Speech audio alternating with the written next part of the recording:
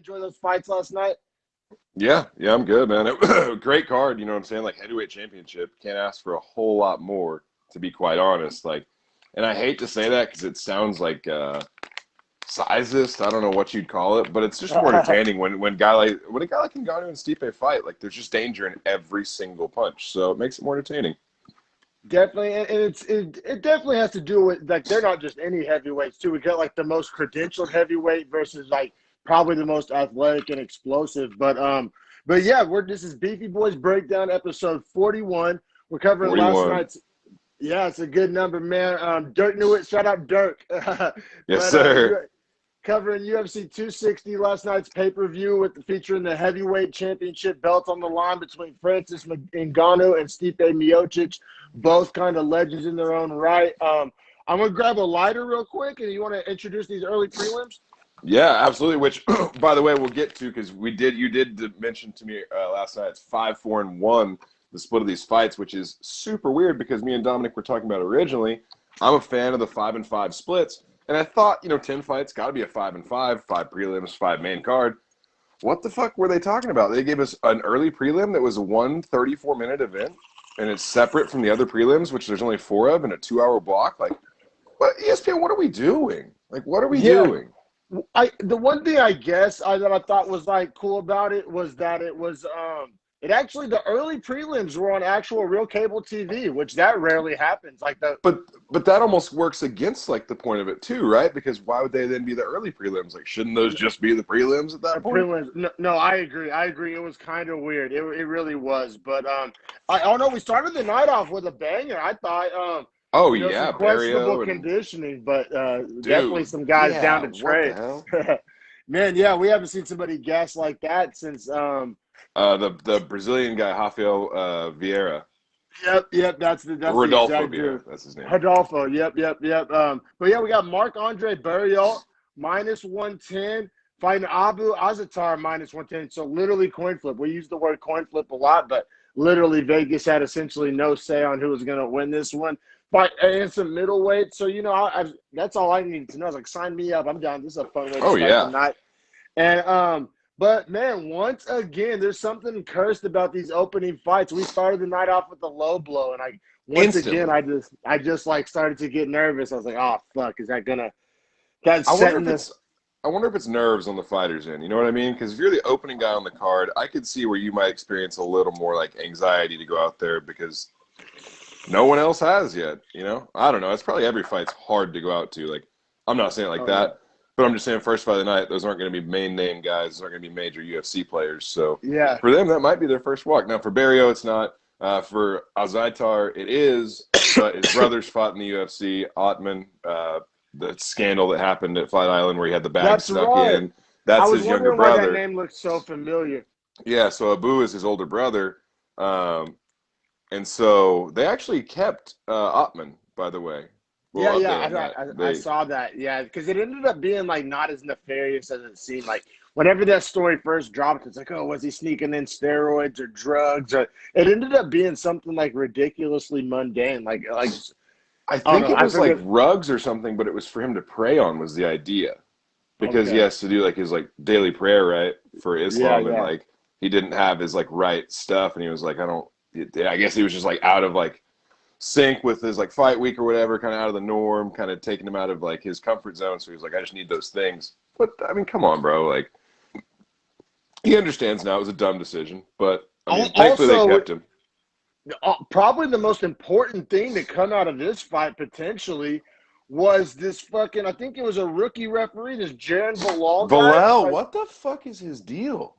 were you about to like pull out your hair? But like, I was fucking Oh like, my I was. God, yeah. It was horrendous. It was horrendous. Like it honestly, I know we've been hard on Herb Dean and like, had like we're pretty hard on the refs, but watching this guy made me thankful for all the old heads, all the OGs, because he had zero control of the fight at all. You know who he reminds me of? He reminds me of Joey Crawford from the NBA, who's now a retired official. But like people used to say that were like big NBA heads that like when Joey Crawford refed your game, it was the Joey Crawford show because he was going to make all these calls, be like in the center of the game, like interrupting the flow and like being essentially calling too much stuff or like trying to make it too focal on him being in the center. It's like we don't want to see you there. Yeah, it was weird because like he got involved but did nothing and like confused. I think both the fighters and the Well, fans. Like yeah. it was horrendous. But we'll get to it. We'll get to it. But man, round one, I thought Azatar came out strong. Probably too strong in hindsight looking back at it. But he came out strong. He came out firing. He came out, willing to engage, down to trade. And yeah, Azatar, he had some big clinch knees, some big body shots, some big knees to the body. He was inflicting some damage in round one and came out looking good. I have a 10-9 Azatar in round one. I agree with you, but I think big is an important keyword there because, like, for those big actions, he was using a lot of energy. Yes. Yeah, he And he so, came out and just hit his NOS tank too early, like on the OG Fast and Furious. Like he yep, shot his load too early for real. burn it early for real. And like Barrio's a tough guy. His last fight got changed to a no contest because he popped for like a steroid masker, like an estrogen, something like that. I don't know. He obviously didn't fail any drug tests this time, and you saw it anytime he pop becomes like they come more often. They do more blood tests. Like TJ Dillashaw now is subject to like crazy level of testing. Yeah, yeah, So as good he on him. should Probably be. fighting. Yeah, obviously fighting clean, which is good to note too, because as we're talking about so much here already, the pace of the entire fight shifts in the next round, where Azatar's Yes. legs are just done, and Marc-Andre Barriault realizes it and is like, "Oh well, I'm just going to start walking you down and leading these exchanges." Yeah, So, yeah, and yeah, his Azatar's conditioning was fading fast in round two. And then in round two is whenever this ref Jaron Valal like kind of like I still stops don't the even know fight what to happened. warn them. Like he stopped it, but then like neither fighter stopped. Like, did you notice that? Like he didn't have control. Like it was awkward. Like he Well, was because they like didn't telling him understand what he was stopping it for. They were both like, "What are you like?" They were confused. I think they were just confused. Like they don't want everybody to was stop confused. fighting. Yeah, I was confused. I think it's very safe to say the fighters were confused, but that's why I'm saying Valal did such a horrible job because like Oh there yeah, is zero room for confusion or gray area or wishy-washiness. Like if anything needs to be decisive in the world of sports, it's like MMA refereeing. Like there is zero like gray. Like it has to be very black and white, very decisive, very in control, like no need to like interpret, like you know what I mean? And oh he yeah, was because real just brain so damage is happening if you're late. no, seriously, man. So I just was not a fan of that, how that random kind of awkward pause went down in round two. That was the first thing that made me not like Valal, and I don't think it was the last. And then yeah, and then No, round two definitely not the last. and then so yeah, round two was clearly 10-9 Barrial. I mean, Yep. largely due to Azatar's fatigue. I mean, tough son of a bitch. He was eating shots and still swinging back, but it was pretty evident right then that like of how this fight was going to go down. And I definitely respect his toughness. Like, don't get me wrong, but it's almost one of Yes, those things yes. too of like if you're his corner and you see him in the second round. Now, just hear me out, because I don't think I'd even go with this route, but I've been thinking about it. If you see him in the second round and he's landing shots, but can barely move and has no power when he throws the shots because his legs are just gone, you might try talking to him about shooting for a takedown in the third. And if that doesn't happen and he starts getting beat up, you might just call it because he's not going to win at that point if he has no stamina whatsoever. Yeah, like none. Like none. Like Like he could have you barely ever stand up. like if he was a 2K player, the Gatorade logo would be by his name. Like, you know what I'm Yes, yeah. saying? Like Like he he can't cut to the hoop. He can't do flashy dunks. like literally his tank was so gassed he couldn't, like there was no pop on it. Well, and then it became very evident with once again the two stories of this fight were the fatigue of Azatar and the horrible reffing by Valal. And Yeah. the Venn diagram overlaps at a point in the third round where Azatar gets his mouthpiece like knocked out of his mouth because he can't even really hold up his hands at this point. His mouthpiece falls out. Azatar like reaches for the mouthpiece and like Valal like goes to like pause it but doesn't, and then Azatar eats a shot while he's picking up his mouthpiece, but he's like too fatigued to pick up the mouthpiece. It was a shit show, a clusterfuck. Insert like descriptive expletive there, but it like, I mean, it was just it was chaos. Like it was all bad. Like he ate some shots. I still don't know. Like he didn't pause it, but he like stepped in, kind of like how we get mad when Herb Dean does. Is that how you saw Oh yeah, it? no, that's exactly what I saw. But I was literally going to ask you a follow-up question to that, which is, how many times have you ever seen the ref, as soon as the mouthpiece gets dropped from a guy's mouth, instantly try to step in and stop it? They almost always, in my opinion at least, from what I can remember, wait for them to circle away from the mouthpiece. They go grab it, then they pause when there's a break between the two men, whenever they're not exchanging strikes or in the pocket with each other. Then they go over to the corner, get him to like put water in it, and then put it back in their mouth and put it back to fighting. Like, I don't understand why he didn't do what's just the most commonplace practice. I guess just to try to see where old boy was coming from. I think whenever Azatar actually reached for it himself, he kind of like froze up, like he like malfunctioned, because he's like, well, I obviously can't grab it because then I'll be square in the middle of the fray if he's reaching for it. And then I think for a split like millisecond, his brain still went to pause it, but then he decided, I think I can't pause it right now because I'm not grabbing the mouthpiece, which is the cause for pausing it. Right. So, or he'd have to literally get in between the two fighters because they were damn near standing on top of the mouthpiece. Yeah. And so, well, I've been pretty hard on him. I mean, that was a pretty like wild scenario and kind of hard to interpret on the fly. And I guess he did the best he could, but it looked really horrible on TV. It did, especially considering the fact that was probably the first early prelim on ESPN history. I could be wrong, but I don't remember one since we've been doing Beefy Boys. Like, I think that was the first early prelim I've watched on cable television. And it's just like, and then it's also like, it also shows like if you're throwing like amateur reps on these early prelims, that's a disservice to the guys that get booked for the early prelims. You know what I'm saying? Like, yeah, absolutely. Like, they're not being protected in the same way as the main card and prelim fighters. It's kind of the same way like LeBron gets like technicals and flagrants. Well, other players that go against him get them whenever they foul him. Whereas if he fouled them the same way, just a common foul. It's kind of like that. But but in this case, that doesn't help the UFC to do that. Like in the NBA, that actually helps their brand. In the UFC, that doesn't help their brand because their young guys might get screwed over by a ref that they're trying to build. So yeah, good point. It's not good to have bad referees. I think that's true in any sport. And then to your credit, how you're saying they should have maybe considered throwing in the towel. I mean, round 3 was like kind of proves you right. You know what I'm saying? I feel like it was 10-8. Granted, spoiler alert, Barrio gets the finish with 4 seconds left. 4 seconds but left. That shit was close to like 10-7, bro. Like,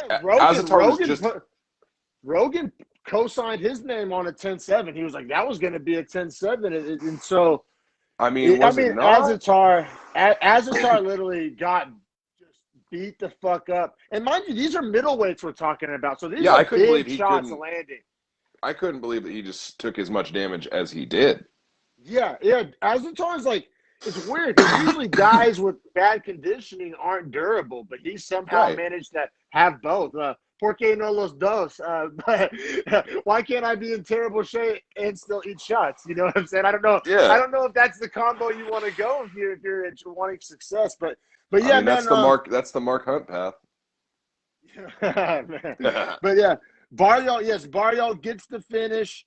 Also, I'm not, as a guy with a hyphenated last name, I'm not a fan of the hyphenated first name. Him and Marc-Andre Towns. Yeah, Marc-Andre and Carl Anthony can go on somewhere with a hyphenated first name. At least he's French Canadian, and like he has like the argument of like, oh, it's a cultural thing. Fucking Carl Anthony Towns, his mom was just like Carl Anthony hyphenated. He's like, all right, yeah, you say so. You say so. But yeah, man. So yeah, that and then once again, like I said, if the ref hasn't already been making questionable shit throughout the whole fight, I don't think I'd be questioning the stoppage. Oh yeah, of course I'm questioning the stoppage. When you hear and Mark Smith made this point on Rogan, when you hear the clap on the 10 seconds and you've let him get his ass beat for 4 minutes, you gotta let him go. Give him 10 seconds. Yes. I thought like he wasn't going to get hurt any worse in those 4 seconds than he was already hurt. You know what I'm saying? And Zaitar even looked at him like, bro, what are you doing? Like, he was like, it's good. Like, it's whatever. And then he like pushed the ref's hands away and he was like, I'm fucking fine. Like, just, what's wrong with you? Like, you ruined his fight. Yeah, he did, man. That was super whack. And like I said, like, If the whole point of not throwing in the towel is to at least try to let it go to decision, you don't get finished, because that matters to fighters. Like, you hear Nathan Diaz Hell talking about yeah. it all the time about, like, oh well, I may lose, but I don't be getting beat up like these dudes. Like fighters, between fighters, like, not all L's are like the same. And Oh, so no. like, Azatar did not want that getting finished on his resume, and I think he deserved to, like, just last 4 seconds longer. Like I said, if Bilal would have reffed the fight perfectly up until that point, I wouldn't be second guessing him. But he was so shaky the whole fight that, like, you gotta second guess it. Yeah, But he was screwing up just every sequence of that fight that needed an official is where he was bad at too. It wasn't like he was like affecting the fight outside of the times they needed a ref, right? But like the time, it was like, okay, well, you do need to warn him for the low blows, but like neither guy was paying attention or stopped fighting. Like, he just did everything inadequately in the situation in which we actually needed him to do his job. no, you're right. It was horrible, man. But we'll keep it pushing. So we'll graduate from the early prelims to the prelims. What's the difference between that? I don't know. I don't think there is a. How Chael Sonnen says the rankings are fake. Like, I think I'm gonna, like, the early prelims are fake. Like, they're not a real thing. Like, they're not prelims. a real thing. They're not a real There's thing. either, like, let me ask you this, like, do you have either preliminary and non-preliminary, or do you have early preliminary? Like, preliminary means early already. It means like beforehand. You come fast.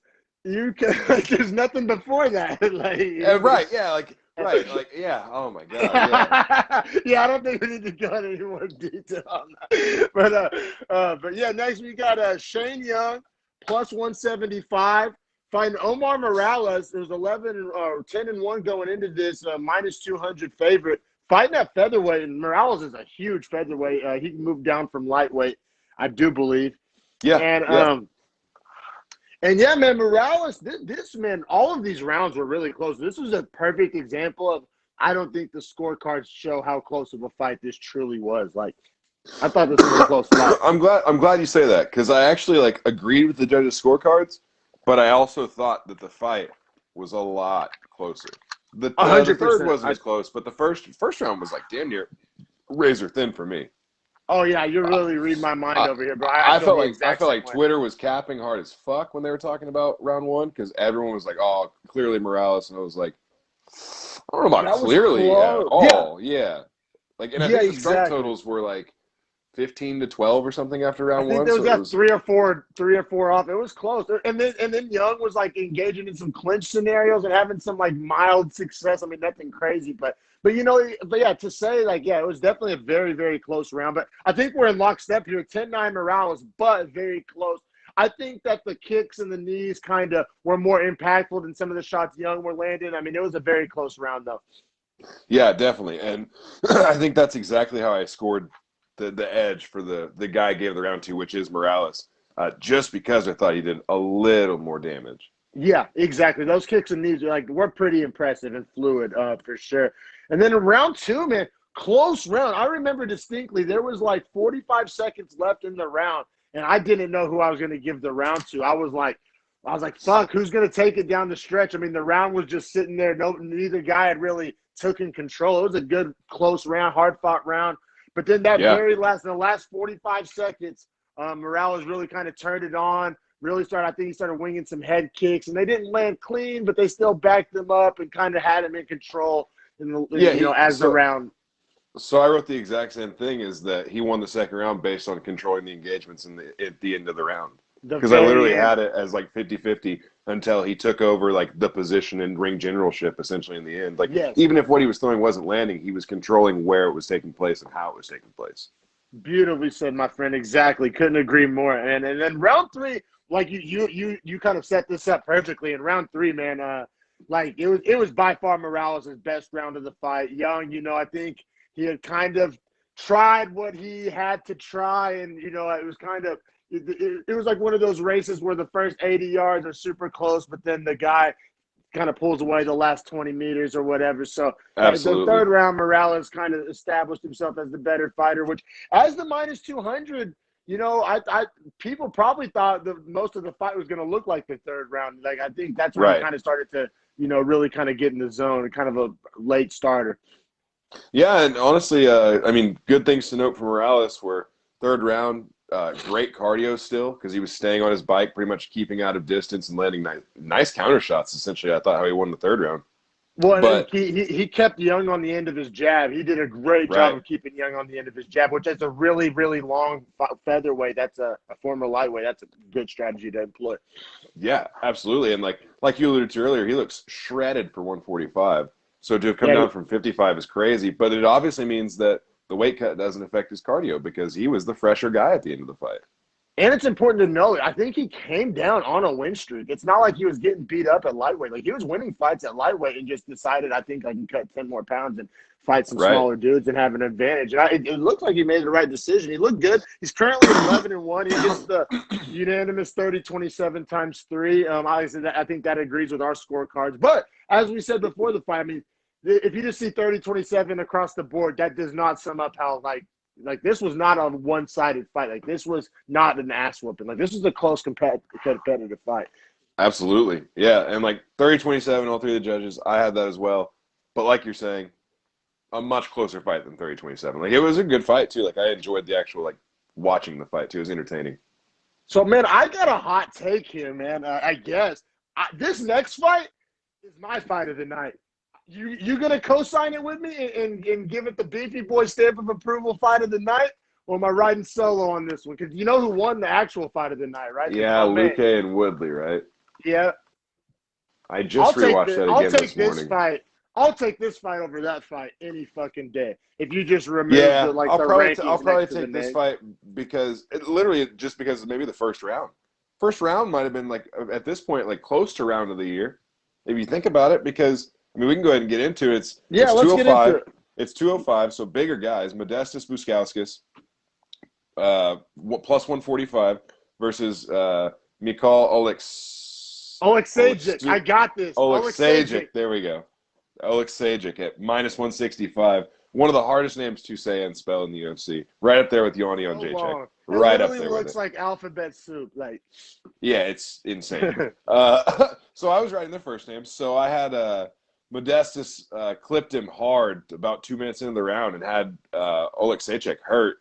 But then, like, literally not a minute later, Oleksiejczuk cracked him back and had Bukauskas hurt. Bukauskas. Bukauskas. Yeah. Yeah, Bukauskas. And I scored the round to Bukauskas, but it was like a damn good round. It was such a good round. This fight was the definition of both fighters had their moments. Like, either fighter could make a highlight reel just off this fight. Like, each fighter had their moments. Each fighter landed hard shots and ate hard shots. Both fighters had unique styles, but both guys were willing to engage. It was so fun. I love this fight. I thought it was badass. Both guys had iron chins, both of them. Like, they both looked fine pretty much after this fight. And, like, they were both just eating bombs. And, like, they both had chins. I thought it was so entertaining. I had a round 1, 10-9 Bukauskas. He was more active. He was throwing, like, essentially, Oleksiejczuk was only throwing hands, and Bukauskas was doing a beautiful job of mixing in these long, rangy kicks and even some spinning kicks. And he had a really nice kick game and, just more diverse attack and was able to have more success at kickboxing range. But when Oleksiejczuk was able to get to boxing range and let them things go, I mean, Bukauskas wanted no part of it. I mean, wisely so. So, I mean, like I said, both guys had their moments. I thought Oleksiejczuk had gorgeous head movement. Like, his boxing was really on point. It was on point, super on point. I thought Oleksiejczuk, I thought he developed in the fight better too. Like, as the fight went on, like, I thought he continued to like change and tweak little things in his game plan and the way the fight was happening that were actually very beneficial to him. So, like, he's a machine. Like, he's just literally like, have you seen those machines? Like they like crunch cars, and like no matter what you throw into it, it just works at this slow pace and just grinds it. Just always, yeah. And I agree with that because he just like kept coming forward with the same thing, but would do these little tiny tweaks to like get himself into boxing range and then be able to land combos and then like even like a lot of the shots that Bukauskas were landing, like he was still slipping them or like moving, like the little head movement, like none was landing too flush. About the only things that he didn't adjust to throughout the course of the fight were the body kicks, but they didn't really do too much to him because he was still looking pretty fresh in the third. You're right. You're right. And how'd you see two though? So okay, I'm glad you asked because I thought the second was really Oleksiejczyk's round until the very end, in which Bukauskas hit him with that late flurry, and I thought kind of had him hurt at one point, and I thought that was probably the most dangerous point in the round, so I scored it to Bukauskas because it was pretty even to that point. I mean, Oleksiejczyk was ahead, but I thought that might have been the point where he lost the round. I'm in lockstep with you, man. Yeah, exactly. Very, very close round, but he ended that round. It was like a gorgeous head kick, and then so like Oleksiejczyk, I gotta say, he wore those shots just like such tough, a G. like Terminator tough. Terminator tough, like literally just no reaction, no nothing, just fucking like hitting a fucking block of wood, just savagery. Because it would land, but just like it would not stop him. It didn't scare him. It didn't make him change his approach. Like nothing. It just literally did nothing when Bukauskas would land. I think the judges, which have been judging damage more lately, it seems like that, yeah. It's hard to like score damage against a guy like Oleksiejczyk because he's just such a tank that he just doesn't wear the damage, and you know what I'm saying? It's kind of like Shane Burgos. I saw the round just like you, but that's the only thing I can think of that the judges just didn't see the like damage they wanted to see. But like if a guy just doesn't damage, I mean, because like I said, Bukauskas was well ahead in the strike numbers. He was throwing a more versatile attack. I mean. Now, also, I think something that we haven't really mentioned yet, Oleksiejczyk was moving forward about like 80% of the time. Yes, he was the main aggressive. And I think the judges really liked that. Bukauskas was landing good counter shots too. Oh, and like 100%. a lot of his kicks were set up by that movement, getting him to have to circle back into boxing range, and then as he's trying to circle into it, getting kicked, you know. So, I mean, I'm with you. Yeah, oh, no, I think we're together. But what's odd is I don't think the judges are with us. Now, the third round I thought was actually pretty clearly Oleksiejczyk's. I thought that Bukauskas kind of started to fade a little bit cardio-wise, and Oleksiejczyk really started to control a lot more of the exchanges. Bukauskas couldn't move as well, which essentially let Oleksiejczyk control the range, and at his range, he was better. Okay, I'm not mad at that. I actually had this round for Bukauskas too, man. I guess I just really loved all the kicks, all the activity. Because for as much as Oleksiejczyk was moving forward, he really just didn't throw that often. But when he threw, I mean, it would land big. He wasn't the most active guy, and I mean, maybe it was a personal preference thing. Like I really value just like the versatile attacks. Like if one guy's only landing right hands and another guy's landing body kicks, leg kicks, punches, great counter shots. It's just hard for me to I don't know. I just value that more, but maybe I'm just letting personal bias come in because I don't think anybody in their right mind scored this 30-27, but I did. Now, I acknowledge that it's a very, very close, and one of those 30-27s where the scorecard doesn't describe how close it was, and fully acknowledge that Oleksiejczyk had a lot of really good moments. I just don't think any of Oleksiejczyk's good moments came at like the right time of the round. Like he would have good moments, but then Bukauskas would answer with good moments of himself. And like I said, it was just such a more vanilla approach. And I mean, I don't know. It was a very, very close fight. Like it was such a close fight that I can't get too mad at the decision. But I can say that I was shocked. Like I'm not really trying to die on any hills, but I was shocked. Like my jaw dropped whenever they read this, and I guess we can get to the scorecards. I guess. Yeah, I mean, I was pretty surprised too, man. I wrote close fight with an exclamation point. Anik alluded to it before they read the decision off because he noticed that Bruce Buffer was like conferring with the Nevada State Athletic Commission official that brings the card in. He was making sure like, okay, it's 2-4 Oleksiejczyk. So two judges had it 29-28 Oleksiejczyk. One judge had it 29-28 Bukauskas. Bukauskas, when the scores were read off and he realized he lost, was like in pure shock, which I understand. I was pretty shocked, bro. I was pretty shocked. If you just asked me on the whole who won that fight after 15 minutes of fighting, I think Bukauskas won. Yeah, and I mean, like we had access to the numbers and the judges didn't. I mean, Bukauskas had like not just a little bit more, like a lot more strikes every single round. Right. And like I said, it just comes down to a damage thing at that point because Oleksiejczyk would land harder, but like you're but saying, harder with Bukowskis the would land. punches.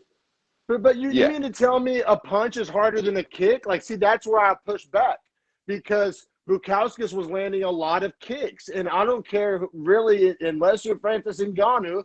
Like, I'll take a right. kick over a punch.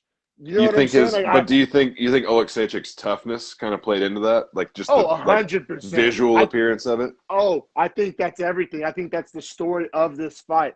I really do. I think if Miocic was a more emotional guy or a more like, just like Non-robotic fighter. not, yeah, like a fucking human being. Like, yeah, if he wasn't just a block of wood out there, just like he's just a walking stump. But yeah, no, I agree. I think that's the story of this fight. I think that's the only way. Like Rogan in it, they all seem to be kind of shocked. They feel kind of the same way we do. Because I mean, like, it can't just be as simple as which guy's moving forward or which guy's moving backwards. Because like counter striking No. exists.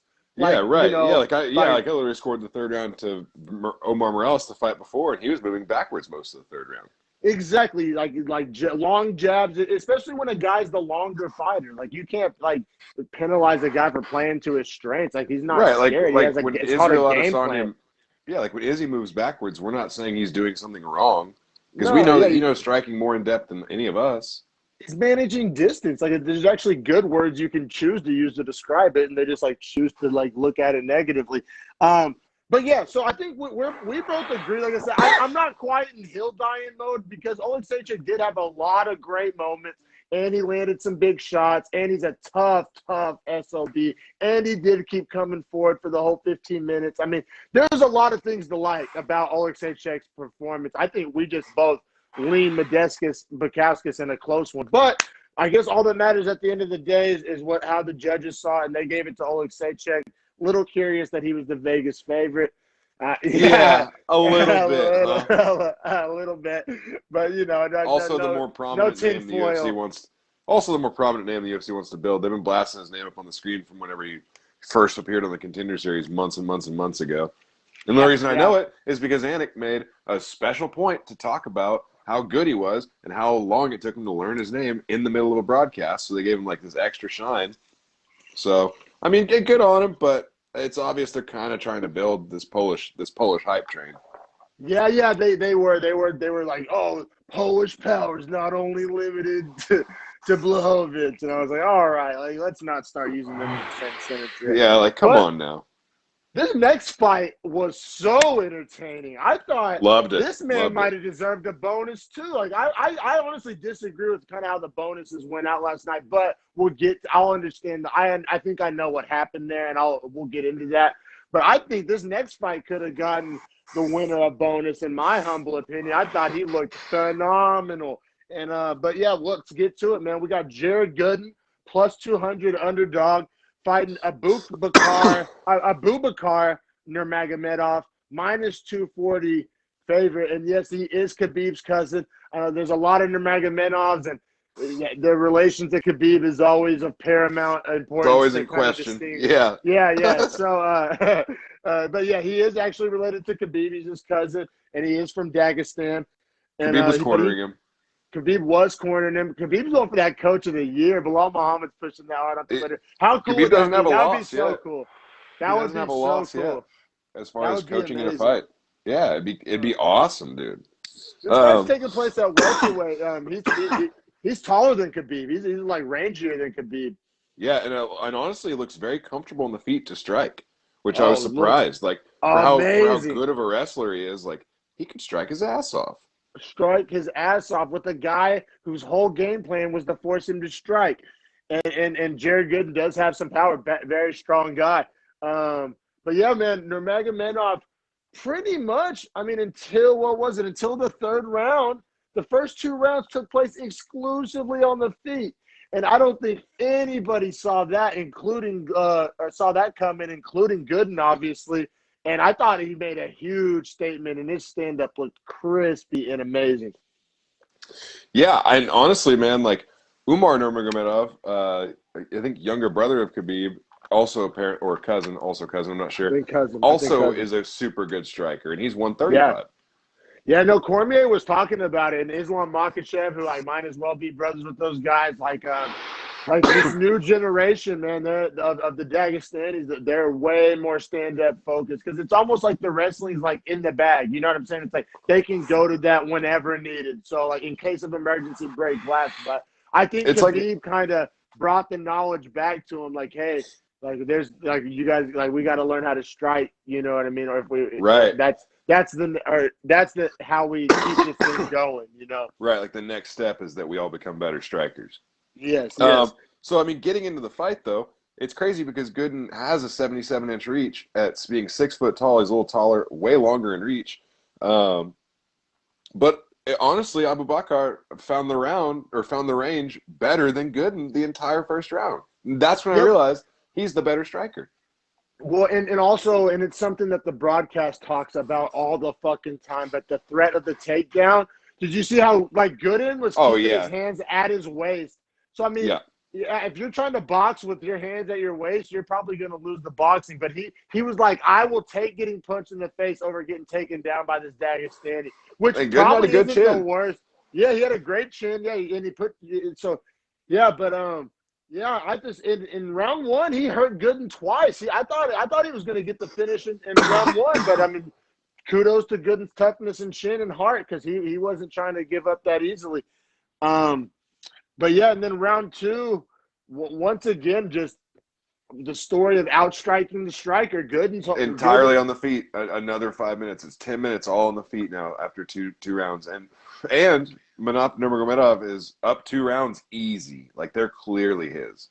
I was hyped, bro. Like I'm on his train. I'm on his train. Like after we talked about it, I was hyped to go watch his fight, and then, I mean, he looked great.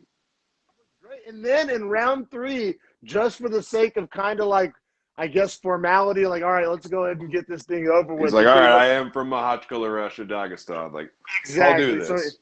So he takes him down, gets 3 minutes of grapple control. I mean, not a ton of damage. I think, like, I mean, everybody in the gym knew that, like, you know, this fight was well in hand. And, I mean, I guess you can kind of criticize the killer instinct if you want to, because I think if he really, really wanted to be a savage, he might have done more damage in the 3rd round, to be quite honest. Those elbows from the bottom were pretty. That was a cool strategy. I mean, he, like I said, kudos to Gooden, man. He did not make it easy. He had zero quit in him. Like, he was determined to go the distance. I don't know if he was determined to win, but he was determined to go the distance, and he did. Did he go? Yeah, he did go the distance. Yeah. So unanimous 30-27. Manap, aka Abakar Nurmagomedov, looks great and wins as the -240 favorite. Man, I mean, honestly, like, I mean, -240 is never a great number, but I'm just gonna say that, like, I'm surprised it wasn't bigger. Like, it could have been bigger.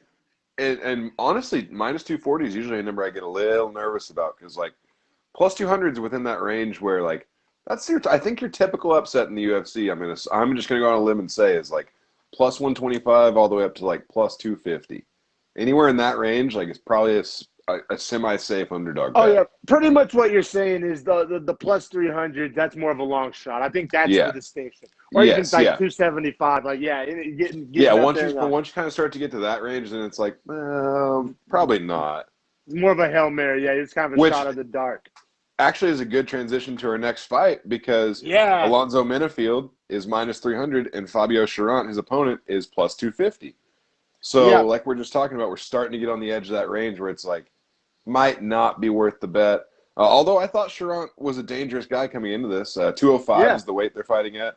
But man, I mean, just a mistake. I mean, he just made a mistake, honestly. Yeah, and he made a mistake in his own field because this was supposed to, going into this fight, this was supposed to be striker versus grappler. Menifield, known for his knockout power, big, athletic, former football player.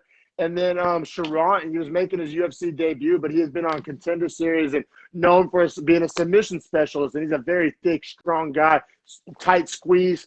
And so everybody thought that if Menifield was essentially going to knock him out, or, you know, Cherant, I bet Cherant by sub was like, I bet some people put that bet down. Like, if you were going to bet Cherant, you were going to bet him by sub, essentially. Right.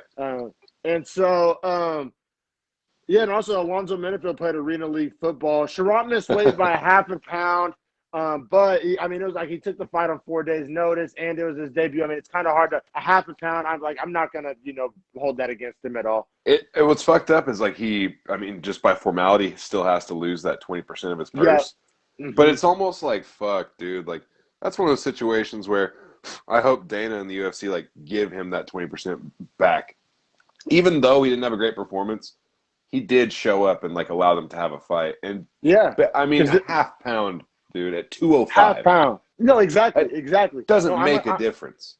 No, I agree, man. I really do. Especially on 4 days. It's not like he had 9 weeks. Right. If you give him 5 days, I guarantee he makes it. In other words. So, Menifield kind of shot for a takedown. Sherrod kind of had him in guillotine position, but then Menifield followed it all the way to side control. But then Sherrod didn't let go of the guillotine position, and then Rogan was calling it like he had a crystal ball. He was like, "Oh, he's gonna get that Von Flue," and then they kind of talked about it should maybe be called the OSP because OSP I think has the most Von Flue submissions in the UFC, and he's known for it. But yeah, he just kind of like. Can you explain a Von Flue? Like he kind of like uses his lat and his down pressure. Yeah, so kind of like. Yeah, so the idea of it is that you're essentially like at a 70-degree angle across their body, right? So something like that, right? And they still have your head down, so your head's under their arm. Yeah. Their other hand is usually under your armpit, locked to their hand, right? So they have a lock around your head and arm, right? You, with your head underneath, lift their underarm up a little bit and lock your hands and then drop your shoulder into essentially their neck right here, and the pressure starts to blood choke them. And so you just squeeze them and hold them there. And if you do it right, like you saw last night, you get their forearm trapped with your arm being locked around it, so they can't even because to escape the Von Flue, you just have to unlock your hands. Okay. So he couldn't free his hands, couldn't move his arms. Wow. Yeah, no, it was crazy. It's something you don't see every day. I think it was like the 4th or 5th one in UFC history, and so it was really cool because, like I said, Menifield's head was in Sherrod's guillotine, but then he ends up submitting him. It was really, really, interesting. Especially somebody doesn't really understand how something like that could happen. Yeah, those blood chokes are nothing. Those are interesting. Those are really, really, really cool. And you could tell Sherrod realized it too late, and then it was just like a matter of time too, because he sat there pretty long, like in the Von Flue. Yeah. Oh yeah. He realized like he was like, oh shit, and then he just. I mean, you can't really escape that position, man. Like you're locked. Yeah, up. man.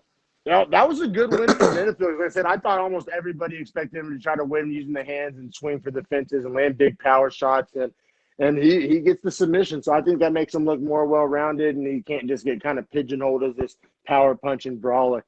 Yeah, I actually wrote in my notes at the end, I said that was an awesome way for Menifield to win because it's like a highlight and it like adds diversity to his game. Exactly. Like specifically wrote that. So like, because that was a guy that like you're saying needed that, because you think about guys like Jimmy Manuwa or Darren Stewart, like they're just thought of as like these big power bomb striker kind of guys at that weight. And it's like, that kind of makes you one-dimensional in your matchups and the things you can do. So it showed some savvy grappling to know to go for the Von Flue there too. Well, I just think it was so just like Nurmagomedov outstruck Jaron Gooden, who was trying to strike. Menifield out-grappled Sherrod, who was trying to grapple, which I think makes it all the more impressive. I like he beat him at his own game. So, yeah, that was a great way to finish off the prelims, and we'll keep it pushing to the main card. Oh, man, this main card started off with a bang. It was a good omen. Yeah, honestly. You want to go ahead and introduce it for us? Yeah, we had a lot of finishes. We had almost all finishes on the main card. 4 out of 5. 4, yeah. Man, all right, that's what I get. And think about the speed of 3 of them. One came later on, but was like a badass fight. But the speed of 3 of those finishes was pretty fucking fast. When I'll be real, I was talking shit on this card. Like I was not happy about paying $70 for this card. 10 fights, Woodley on the co-main, 1 belt. I mean, obviously Volkanovski versus Ortega got pulled, which sucks. Everybody was excited for that fight. I also have a greater point to talk about that fight. Dana has got to stop announcing who's next for the belt before it's time because it creates these whack scenarios. Like I'll get into that. I'll get into that. But in my opinion, I think Dana needs to stop doing that. But yeah, main card got started with a bang. But yeah, we got a lot of finishes, and I guess I gotta say all the finishes, all the excitement, all the storylines. I don't regret spending the money now. But like leading up to it, I was like, man, this card, I don't know about this. They've given us better cards for free. And like but it ended up being good, I guess. Short story long. But yeah, we can get into this. Also talking about spending money real fast just before we get into it. Dana's taking down streamers. Some of our favorite streams are not being able to go. If you don't get on before the pay-per-view starts, you can't get on once it's on. So I had some friends that works for but they said they had to get it going from the prelims and just leave it open. Man, yeah, the last time I tried to stream it, like asked for like my card number, and I was like, I'm not about to. Yeah, I don't like paper trails and sketchy online. Yeah, I'm just not about all that. So I was like, yeah, whatever. I was like, I'd rather give my money to a real credible source than like put my card into some sketchy online website. So, but yeah, man, I'm fully with you on that. We kind of got to eat our shit. We thought whenever Dana said he was going to crack down on streamings, we both kind of like, yeah, right, good luck with that. But it's getting hard out here, man. It's like we in a drought. We in a drought out here. That Disney money, man. You know what I'm saying? Yeah, that Disney money. Yeah, that ESPN money, that Disney money. For real. For real. It's a real thing. It's a real thing, Dan. Oh, yeah. But, I mean, yeah, we can go ahead and dive into it. I'll let you introduce it. Yeah, we got Jamie Malarkey, plus 100 underdog, fighting Kama Worthy, minus 130 favorite. Fighting that lightweight, and goddamn, this one didn't take long. 46 seconds was the official time. 46 seconds. Honestly, like, they were exchanging, going back and forth. Like, I thought Malarkey was looking a little sharper to the point at the start, and then just caught Kama Worthy with a left hook is what it was, I believe. It was a left right on the chin, on the chin. Yeah. It wasn't even the biggest, just it was a very accurate shot. It was just like right on like the jaw, like just probably form fitted his fist right to where like the jawbone is. Exactly. Like it happened so fast. I feel like there was like this split second where like everybody, including the fighters and the ref, it took like a split second to everybody to kind of realize what happened. It was so fast. It was lightning quick. Yeah, I mean, I don't really have a lot to break down in the fight, honestly. No, except for the fact that the mohawk, the jelly legs, and then the falling forward, he looked identical to Kasangane after Buckley's kill. Like they were literally like if you put them side by side, they literally looked like identical. Like I don't know, it's probably not nice to make fun of, but it's a very dramatic knockout. Like he got punched. There was like a split second where like legs went jelly, and then he actually fell face first. It was a dramatic knockout. Like it was not a TKO. It was a. This is what Sean O'Malley thought he was gonna do. Right. And we'll get to that because his fight's super interesting to get to too. Also, now, did Malarkey get a bonus? No, thank you. Oh, you read my mind. That's what I wanted to get into. Yet another guy that was more deserving of a bonus than one of the guys that got a bonus. Oh, yeah, which is why this is going. Yeah, man. But, yeah, I thought Malarkey or Nurmagomedov, like either one of them could have or possibly should have gotten a bonus. They looked great. They looked really great. But, yeah, no, unfortunately, no bonus for Malarkey. I bet he thinks that's some Malarkey. But I had to. But this next fight was actually super entertaining. We'll just keep it pushing unless you guys know the Yeah, no, go ahead. Yeah, man, we got a 25-year-old Jillian Robertson, ranked 15th. I just say that because everybody, myself included, I thought she was much older than that. She broke the record for most women's flyweight appearances, which I think says more about the division than anything. But yeah, it was her 10th women's flyweight fight, which apparently nobody's made that many appearances at flyweight. I didn't know that. That's crazy. That's kind of weird, isn't it? But yeah, ranked 15th, plus 135 underdog though. Fighting 23-year-old Miranda Maverick, minus 165. So just really interesting matchup because, I mean, Robertson, like I said, super veteran, like the essentially longest tenured flyweight. But at the same time, only 25 years old, great grappler. And then Maverick's this up-and-coming hotshot lioness of just a Right. prospect from hell.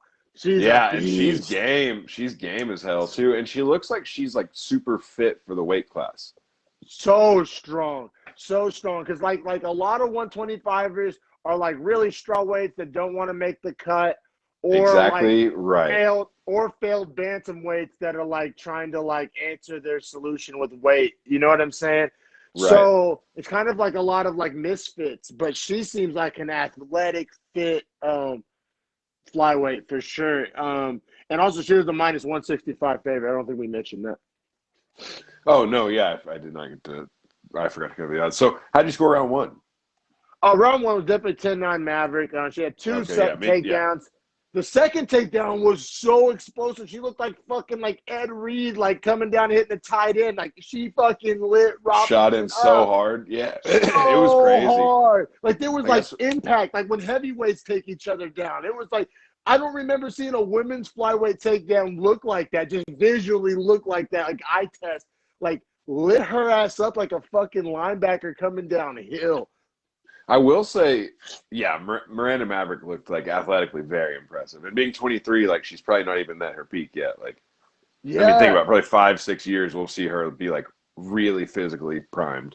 No, you're right. You're right. So athletic, so strong. Also, caused a lot of damage to Robertson's eye. And the broadcast didn't mention it once. I was like, fucking quit dicking around, guys. Her eye was like red as fuck, like noticeably like damaged halfway through the first.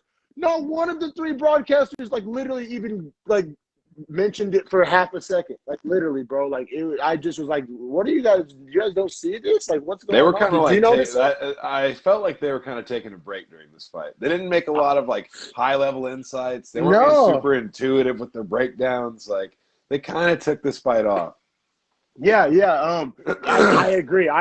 Which is not cool. Not cool. They definitely deserved it because the two badass fighters. Seriously. I mean, hell, Robertson's ranked 15th, right? She's ranked 15th, and like I said, most fights in flyweight history. And then Maverick's probably the best flyweight prospect. I mean, who knows? Right now, you know what I'm saying? Yeah, she's a beast. And but yeah, so I agree. A little bit disrespectful there, but and not even on like a woke tip, just like I don't know, I just didn't appreciate it. But and then round two, how did you see round two? Because round two like was essentially controversial. This is like the only part of the fight that was controversial. I actually thought Robertson looked great in round two, grappling, the transition. She's flowing from one position to another. It was so gorgeous to watch. It looked so badass. And she looked great, but didn't inflict much damage. And at the very end of the round, Maverick started kind of beating her up a little bit. So while I gave it to Robertson, I definitely not dying on any hills. I kind of could see how like a judge who could give that round to Maverick. So I actually scored it the exact same way. I thought Robertson just controlled more of the position in the fight. And honestly, like, I always give her the benefit of the doubt of being very dangerous when she is controlling the grappling exchange. So, exactly. So maybe that weights it a little bit. I don't know. But you're completely right, too, that Maverick started piecing her up toward the end of the round.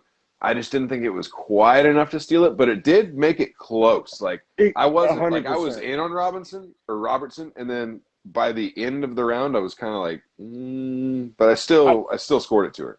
I feel you. Me too. Same exact same. So yeah, I had it 1-1 going into the third, which makes what Maverick did in the third that much more impressive. Because man, she just came out and just got aggressive, just. It's like a ball of fury, dude. Just was all over Robertson. Like, gave her no room to breathe. It was just, like, all over. Punching in combos and bunches, like, shooting in for, like, clinch control and grappling. It was beautiful, honestly.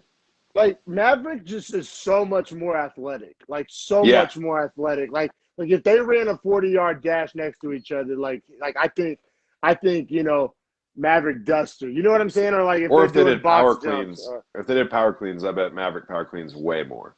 That's what I'm saying. I just think she's just so much more athletic and then even mentally too, just more aggressive, more just like, I guess it's mean the term nasty, right? Like there was a little bit of that. She did have that like nasty style. Like she did have that. Like she would like tuck her chin, bite down her mouthpiece, and like swing to strike in on these combos. It wasn't like they were like beautifully set up. She was just like mean enough to go throw for it.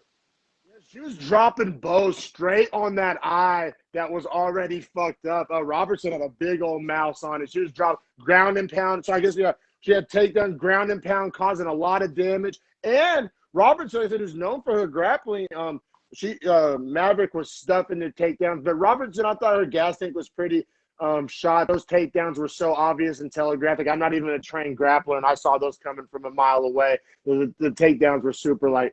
Robertson's takedown attempts in the third round, they were never gonna work. You know what I mean? Right. Yeah. No, I'm totally with you. Like Maverick, honestly, the third round was probably the most clear, and I thought the first was pretty clear. So to say that, like the third, she just came out and just kind of whooped Robertson's ass.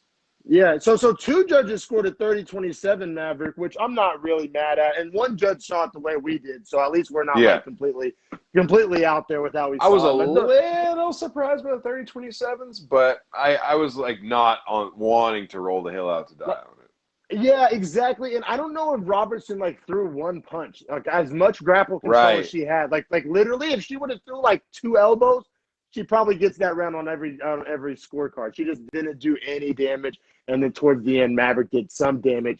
And I guess if they're scoring damage, some damage is better than no damage. But yeah, I agree. It was interesting to score. But Maverick, what a beast at 23. She just beat 15 ranked Robertson. I have 11 through 14 written down in the women's flyweight if you want to play a little Nick Maynard, Sean Shelby wannabe session for a second. Oh, yeah, let's do it. Let's do it. All right, so 11 is Andrea Lee. 12 is Antonina Shevchenko, 13 is Tyler Santos, and 14 is Macy Barber. And like I said, keep in mind, Maverick's 23 years old. Rogan was talking about he really doesn't want the UFC to rocket ship her too fast. He wants to get her to get plenty of octagon time. I don't know. I kind of took more of that approach because she is so young. But what do you think? Who'd you say was 11? Andrea Lee. Yeah, that's what I want to see. Really? So you know what? Like I said, kind of factoring in what Rogan said, factoring in her age, but also we talk all the time about how thin flyweight is, and so they need star power. But I wouldn't mind just seeing her. She move up. She just beat 15. I wouldn't mind seeing her fight 14. Macy Barber, kind of a more of a slow build approach. That's the other one I'm in on too. I don't want to see her fight Santos or Antonina Shevchenko. No, just not yet. If anything, that could be a bigger matchup down the road. You know what I'm saying? And be more fun, it's one to save for later. Yeah, I agree for sure. So yeah, but it's a fun conversation to have, and not often do we get to have a fun conversation about women's flyweight. This is the first positive light we've spud on women's flyweight since Valentina's probably last fight. You know what I'm saying? That's a great point. We usually are dedicated to hating on it. But, I mean, it's not our fault that it's just the way that the whole division works and operates and performs is a little subpar compared to all the other ones. Well, literally, look how happy I am to be having good things to say about it. We want to, be stoked on it. It's just, we're given, these kind of, questionable matchups and not exciting fights and not athletic fighters, but man, Maverick doesn't check any of those boxes. I mean, young, just athletic, mean, can grapple, can strike. I mean, just man, she's looking legit. But yeah, man, we can super pumped for her future. Super pumped for her future. Which because next guy's all future as well. Now I will say, I did pull the brake on the hype train pretty hard with the way he treated the Chito Vera loss. We're talking about Sean O'Malley here, fighting Thomas Almeida. Now, the reason I'm talking about pulling the brake on the O'Malley train was because of his reaction on social media, and still up to the fight at this point. Still after the way he thinks about it. I still like the way he thinks about it, but I guess we should go ahead and break down this fight, and then we can get into some more just O'Malley in general. Okay, I'm totally down for that. Great way to put that. But yeah, O'Malley comes in heavily favored at minus 335, fighting Thomas Almeida, who I think was on a 3-fight skid, plus 250.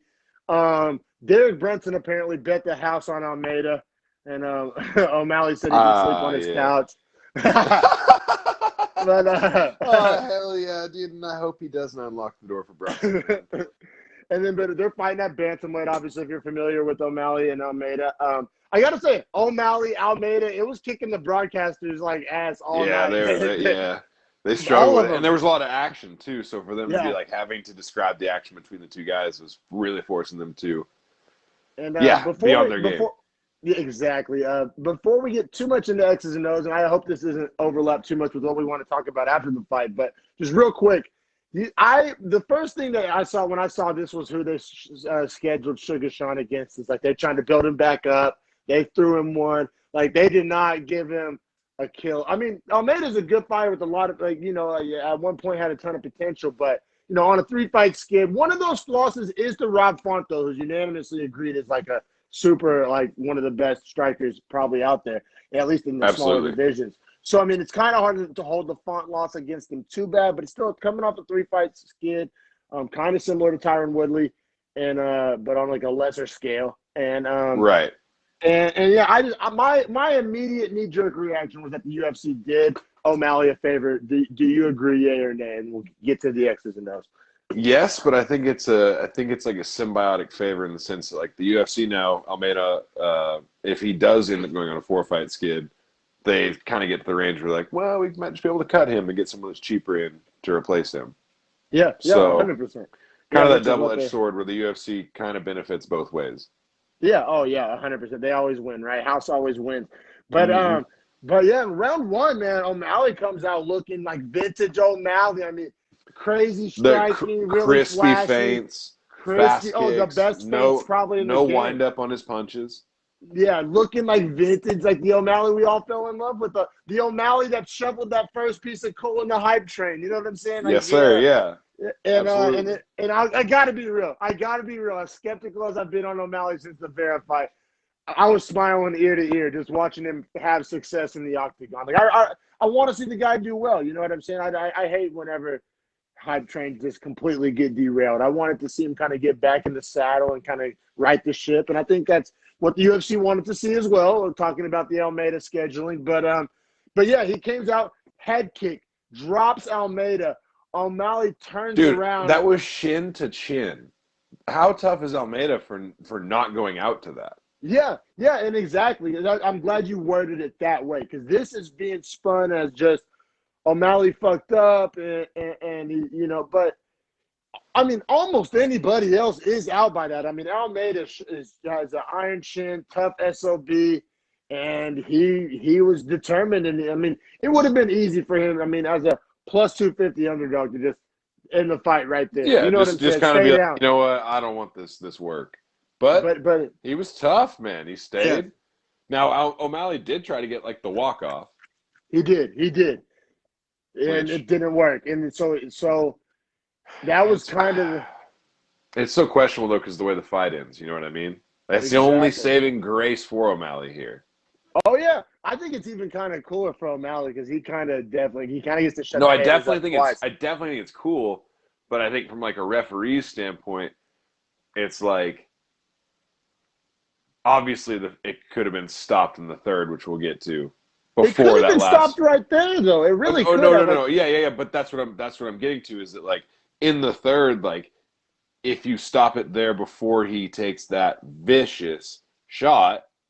Then you probably would have stopped it in the first right here too, which means he wouldn't have had to take all that damage. So I kind of was just like, maybe he should have let him get the walk-off. In retrospect, is kind of how I saw it. Now, did you score round 1 at 10-8 for O'Malley? I was kind of like back and forth on it. I wanted to give it 10-8, but I thought Almeida did do a good job and landed some good shots here and there. I did give it a 10-8. I wasn't going to just based off the one head kick, but then he threw like 2 more head kicks, and I was like, well, fucking hell. I mean, you kick a guy in the head 3 times, and one of them drops him and almost ends the fight. I mean, I'm down to give you a 10-8. Like, I've seen whacker 10-8s that didn't involve 3 gnarly head kicks. So, I mean, I feel you. It was kind of on the borderline. It doesn't end up being all that relevant, but I gave him a 10-8. Almeida's tough as fuck. He definitely is. But this fight, and it kind of, I mean, everybody watching was a little nervous because, he could have ended it.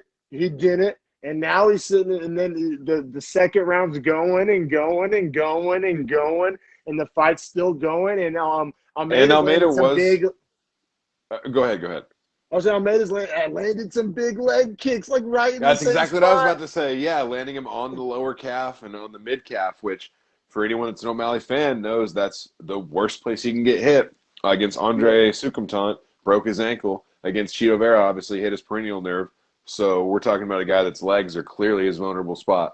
Clearly vulnerable, exactly. And so I was just like, oh my God, if O'Malley like tried to do the walk-off shit and then loses another leg kick thing, I was like, oh my God, this is going to be the ultimate like worst case scenario for O'Malley. But Oh yeah, the train to be off the tracks at that point. it really would. But that being said, man, all that, I still had a 10-9 O'Malley in two. He threw so many beautiful kicks. Oh yeah, he was able to keep it at kickboxing range through his own leg kicks. He really started focusing on throwing his own leg kicks, which fucking A. He throws good leg kicks too. He throws amazing leg kicks. He's so long, and he just throws good kicks in general. So I feel like he learned like the reverse. Whenever that happened to him, he's like, "Oh, I can do this to other people." Because he almost made Almeida's leg collapse a couple times. Yeah, and honestly, I thought in round two he was just inflicting a lot of like damage that was going to like be like Money in the Bank kind of damage. Like he was just kind of touching him up, just keeping the punches coming on him. And making sure that he was essentially fatiguing Almeida, shutting down his offense, and staying ahead. Just fighting his fight, you know what I mean? And so, I scored at 10-9 as well. I had it 2018 going into the third, but I also wrote that I wasn't mad at 2017. Exactly. And I'm not mad at either one either. It was kind of on that borderline. But, man, and then in round three, it almost happens again. Now, oh, my God. So O'Malley, what was the shot that dropped him? Was it a punch or a kick? I forget in the third round. It was a punch. He drops him with the punch, and I mean, does he fall? But he falls straight on his back, right? Straight back. Yeah. Straight I'm pretty back, sure it was a straight like right down the middle is what O'Malley just 1-2 just bop and just dropped him down, and then essentially was looking for the walk off, and then like starts to turn, and he's like, oh wait, this didn't work the last time. And literally, like, slow walks over to the top of Almeida, like, looks at him, just, like, cocks his hand up and is like, goodbye, and just annihilates the man. Like, I mean, connects, like, top forehead, too. Now, I think, and that was Mark Smith repping that fight, and Mark Smith is our boy, and we typically say glowing things about Mark Smith. I think he let, like, I don't know if it's ego or trying to prove a point, get involved. I think he's just like, when he saw O'Malley go for the walk-off, because if you look at Mark Smith's eyes, he was looking at O'Malley walking off, not looking at Almeida. That's a fact. Oh. Yeah, that's not where he should be looking. And I think it was like an ego, like trying to show Sean up. None of these words are quite describing it exactly nail on the head, but I just don't think Mark Smith was only taking into account like X's and O's. Like I think he was factoring in the earlier walk-off attempt, I guess is what I'm getting at. I can see that. Yeah, I can see that for sure. Because like, it's like Mark Smith's like an anti-showboat guy, I would assume. Yeah, like, doesn't appreciate things like that. So for O'Malley, whenever he's doing that stuff, like Mark Smith doesn't like that, so inherently he's just going to be a little biased against it. Is what I would assume is the case. And I'm not saying it's like the worst thing in the world. And after watching O'Malley do that in the first round, and he tried to do it again, even I was like, "What are you doing?" Like but man, so like in the moment, I felt like O'Malley should have gone and finished him off. But then when you watch it back, like I don't think Almeida needed finishing. Is like I guess what I'm also that's what I'm saying, because I think he really was done. Like I think he really was knocked out. Right, and for O'Malley to walk up, like slow walk up on him like that, not have to pass his legs, not do any of that. Like it's not like Almeida put his legs up to try and like put a shell or a guard of any kind up. No, O'Malley just walked up and then dove into a punch that connected clean to his head and bounced it off the canvas. Like he essentially punched a corpse. Like, right, it was like brutal as shit. And Almeida was like pretty messed up, honestly, right thereafter. Yeah, no, exactly. It was definitely didn't have to go down like that. Like I said, I think Mark Smith let the previous walk-off attempt kind of factor in, and I don't think that's cool. I agree. O'Malley did get a performance of the night bonus, and I do agree with that one. He obviously deserved it.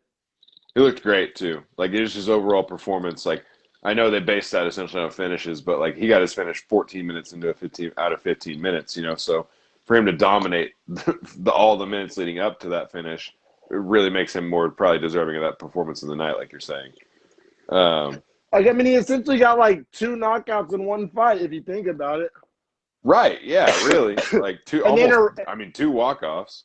And then a great round in between. It was as dominant. It was a really great performance. Now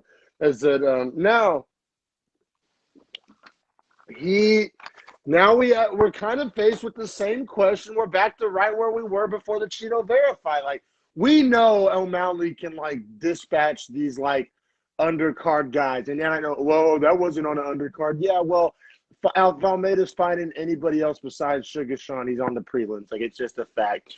And right. And so what can Suga Sean do against the main event fighter? We know what I'm saying is, and we've seen guys like this before, like in the NBA, like they can cook bench players, but they're just not. They can't do that same shit against starters. Like, is that what we're seeing here?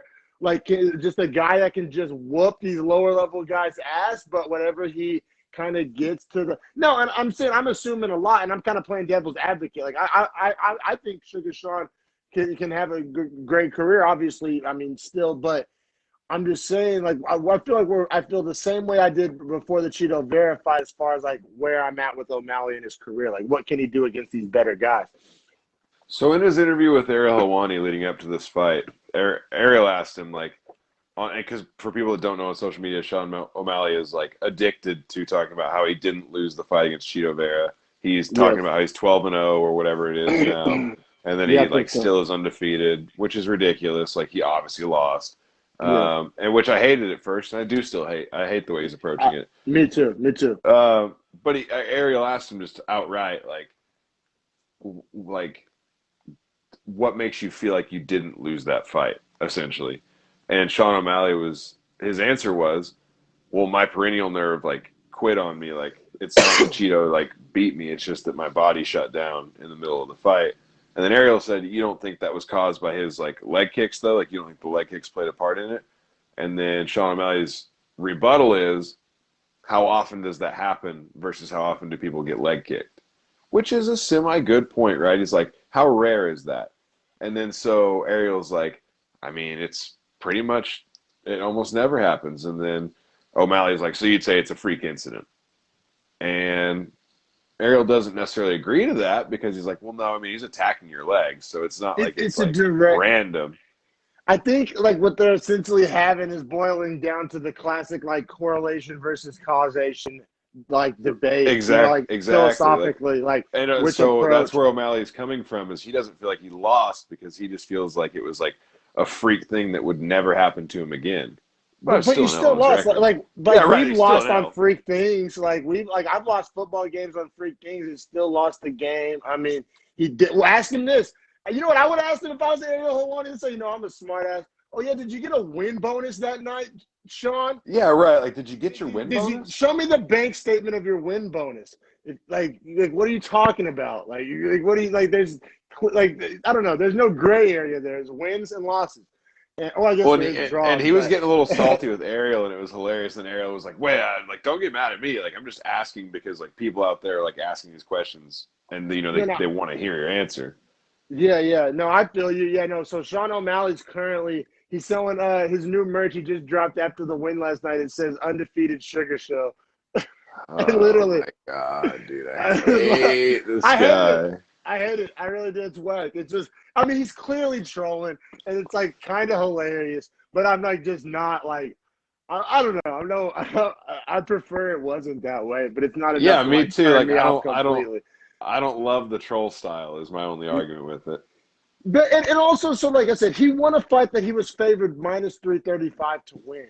What does he do against the guy that, even if he's favored, what if he's only like -145 or -165? Like how does he look in like a competitive fight? Because we know he looks great in a landslide. You know what I'm saying? We know he Yeah, looks well, great in a but then we landslide. know against like Chito Vera, he didn't look near as good, and Chito Vera is like right there at the top end of the top 15. That's what I'm saying, bro. Like and what does he do if we get him in there with like I think Umar Nurmagomedov is a bantamweight. I'm 135. pretty Yeah, you're sure. right. Like Yeah, like a real wrestler, Casey Kinney. like what does that look like? Like probably not super great for Sean. Like you I know what would I'm love to saying? see O'Malley and Casey Kinney fight. Holy shit, that'd be good. I'd like to see O'Malley and Umar. That'd be a big fight. But I mean, huge. But like, you need to wait a little bit, right? I You know, should I try. know. That's like one of those like dream fights. Like I want I to see go mean, down in the gym. that's essentially like McGregor Khabib all over again. It's a fucking O'Malley. It's an Irish name versus Dagestan, Russia. Like, okay, let's sell that narrative again. Yeah, maybe. But yeah, they'll wait. They'll keep that one in the back pocket when they're both higher ranked and shit. But Yeah. that'll be a fun one on the horizon. But you know what I'm saying? What does that look like? What does that look like against somebody who's just like determined to take him down? Or what does it look like if just somebody keeps throwing leg kicks at his ankles? You know what I'm saying? Like Right. That's my thing is like, and they noted on the broadcast too, like, where they said if you're an O'Malley fan, like you know the worst place he can get hit is his legs, and he does not defend his legs well still.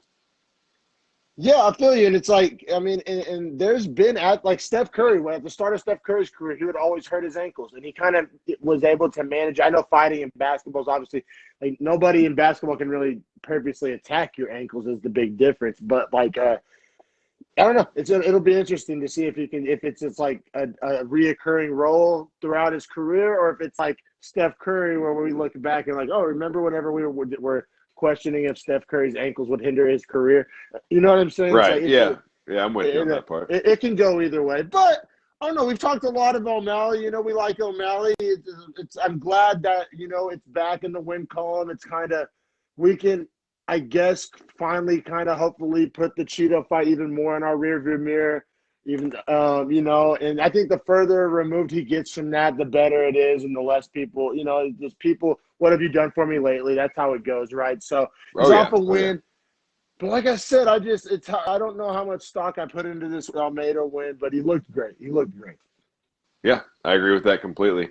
I mean, now moving on to the next fight, co-main event, which I didn't love as the co-main event at Me all. neither. I was salty. Like this. Especially not compared to what it was supposed to be. Exactly. I was not happy at all. Like I was like fucking typing in my credit card number like motherfucking God. So yeah, it's 170 pounds. It's Tyron Woodley, number 7, plus 190, so not the favorite, even though being the higher ranked fighter against number 10 Vicente Luque at minus 230. And I mean, so this got fight of the night, performance of the night goes to both guys, so they each get 50 grand. Now, I agree with you on what you said about the Bukowskis Oleksiejczuk, right? Yeah, I yeah. agree with that, but this easily has an argument for round of the year, easily, because from the opening bell, Tyron Woodley runs out and runs into a clinch, and they start swinging on each other. That made me happy. That made me honestly, happy. Yeah, so we talked about this a little bit last night. The fact that in Woodley's last 3 fights, he's lost 2 straight killers, Usman, Yes. Covington, Burns, in that order. Killers, but he's looked Murderer's like row. a shell of himself. He's lost 15 rounds out of 15 rounds. Yes. That's tough. And leading up to this fight, his coach would stop him in practice all the time and ask him, "What are you thinking about right now?" And oftentimes, Tyron Woodley realized he wasn't thinking about winning. He was just thinking about getting through practice. He's checked out, if you're asking me. He's over the hill. It's tough, like I said, because the argument can always be used like, oh, but he lost to killers. But it's how he looked. It's how he performed. Like you can still perform well in a loss, and that's not the case on those losses. They were bad losses, even though they were like you. Just because you lost to somebody good doesn't mean it's like a good loss. You know what I'm saying? Like Right, because he got dominated. And especially when you're a former champ, like you can't say like use like competition level really excuse if you're a former champ, like you want to be looked at in that light. Like that's you're gonna get the top competitors. You know, if like those are the guys you got to fight.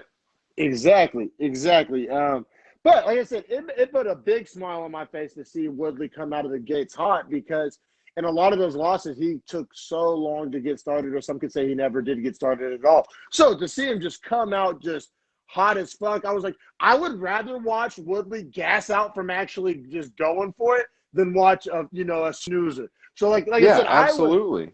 I've been hypercritical of this co-main event. I've been super down on Woodley, and he came out of the gates on fire, and it kind of shut me up.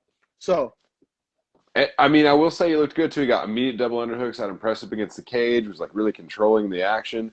Luque did a good job to get back to over-unders, switch position, get Tyron's back to the cage where he held him for like a minute. And I honestly thought for like that minute, like, damn, we're about to see old Woodley where he just gets his back held on the fence, and then it kind of like goes to shut down. And then, nope, they broke apart, and they just started swinging for the fences about 30 seconds later. yeah, And it was insane because Luque honestly got caught before Woodley and was hurt. And Woodley has real power. And Woodley was coming in to finish. Like, Woodley was going real killer instinct mode and just got slugged. And you could see it completely dropped his balance. He could barely stand up. But somehow his legs never betrayed him. They were stiff as a board, though. Yeah, I mean, yeah, he chicken legs all day. Like, I don't know, I don't know, man. That's pretty close to out on your feet. I might have to like give a little pushback there. I mean, I will agree, but he did. I mean, you could take like a 10-second clip where he's getting beat up pretty bad, but he did start to fight back, and then also I mean, well, yeah, he was pretty much honest. I just like to see Woodley get beat up. So, well, you know what? But he did hit back to Luque one time with a hard right hook that like right before the fight got finished. Or he got taken down with the choke. Dude, he hit Luque again hard before he got dropped again. Like it was a cool fight. Like it was great to watch. Round of the year maybe so far. See, I pushed back on the round of the year too. I didn't see it as competitive as you saw it, bro. Like I saw like Woodley had like a couple of like kind of moments, but then got like beat up. Like I don't know. Like it was exciting. It was way more exciting than I thought it was going to be. So maybe it's just how low the bar was expected to be. Also, before the fight, I made the prediction to my wife. I was like, all right. So if Tyron Woodley wins, this fight's going to be a snoozer. But if Luque wins, it's going to be exciting as fuck.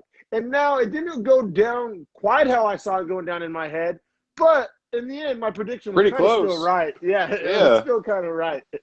Because I thought his Woodley's path to victory would have been, classic boring Woodley push you up against the fence, type of bullshit. So Luque is a very exciting striker, as he saw. I'm glad that Luque got this stage too, because Luque everybody's known he's been a tough, good fighter.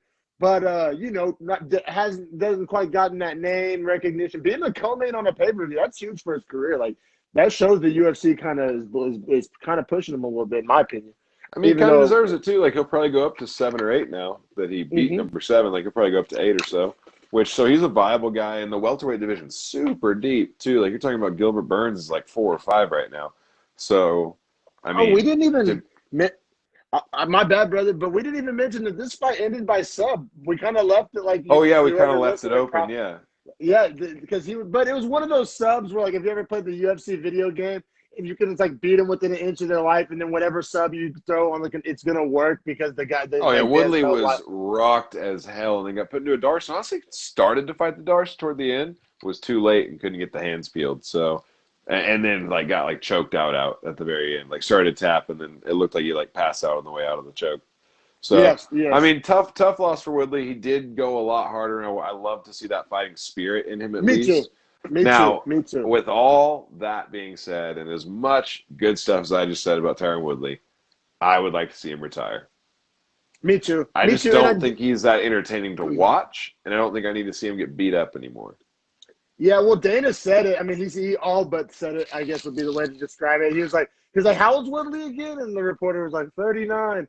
And then Dana was like, oh, yeah, he's lost 4 in a row? And that's literally They just left it at that. So I think we all know what that means, which it's really hard to argue with that logic. I got to say, I'm not really trying to sign up to watch another Woodley fight, I'm not especially either. as a goddamn co-main or main. And Woodley, I think, doesn't want to be like an undercard fighter. It's just time. I don't know, he can do something else. Or, I mean, if he wants to go to Bellator or try, or, maybe try a different organization, but I don't want to see that. Yeah, I'm honestly off the Woodley train, man. Like, I think he's lost his speed and power edge that he used to hold over everyone. Like, I think those guys have caught up now, and they have the same speed and the same power. They all come down from big weight, so like he doesn't have a big like size advantage in the cage by any means. I think the game just caught up to him, and like he had a great reign as welterweight champ, and like he loved to talk about how like me and George St. Pierre were the greatest welterweights ever. Well, it's like, I mean, you were really good, Woodley, but like Usman is clearly better in his prime, and GSP was clearly better in his prime. Yeah, definitely. And then, somebody is going to come along that's better as well. Like, he's just out of that upper echelon. As much as I love Woodley, he had the right timing in the division with his age and skill set. And then, so I've been kind of hinting at this throughout the podcast about how I'll explain the whole why people got robbed of bonuses, in my opinion, but I kind of get it because this fight got fight of the night, which means both fighters get 50 Gs, but I consider that 50 Gs a severance check. Like severance package. That was a severance package. Like Dana did him a solid on the way out the door.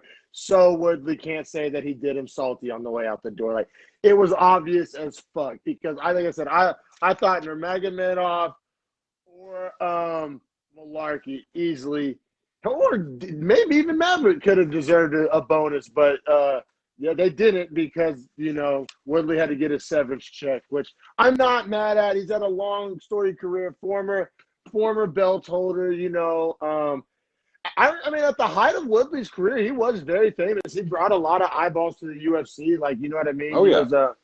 He was an American champ, which American champs always, get, a lot of love. And so, I don't know. He did a lot for the UFC. I feel like the UFC probably did a lot for him. Hopefully, I'd like to just see it end now, you know what I mean? But, all right, so next, before we keep it pushing, Luque was number 10. He just beat number 7.